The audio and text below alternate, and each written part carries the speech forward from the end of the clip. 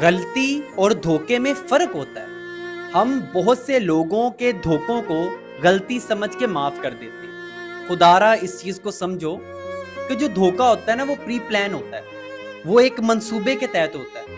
دھوکے باز کو یہ پتا ہوتا ہے کہ اگر اس دھوکے کا پتہ لگ گیا تو میرے ساتھ یہ سب ہوگا, وہ پھر بھی آپ کو دھوکا دیتا ہے. اور ایسے بندے کو کبھی معاف نہ کریں, کیونکہ ایسے بندے کو اگر آپ معاف کریں گے نا تو وہ آپ کو بار بار دھوکا دے گا.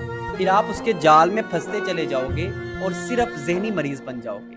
اسی لیے کسی کی غلطی اور دھوکے میں فرق کرنا سیکھیں. غلطی وہ جو انجانے میں ہو جائے, جبکہ دھوکا پوری پلاننگ کے ساتھ کیا جانے والا ایک عمل ہوتا ہے جو آپ کی ذات کی دھجیاں اڑا دیتا ہے. اور زیادہ تر میں نے اپنی جو کیس سٹڈی میں دیکھا نا, جو لوگ نفسیاتی عارضے سے گزرے ہوتے ہیں ان کے پیچھے کسی نہ کسی کا دھوکا ہوتا ہے. لیکن وہ دھوکا پہلا دھوکا نہیں ہوتا, اس بندے نے بیشتر بار اس بندے کو دھوکا دیا ہوتا ہے. لیکن ہر بار غلطی سمجھ کے معاف کر دینے والا عمل جو ہوتا ہے نا, وہ آپ کی زندگی کی خوشیوں کو کھا جاتا ہے.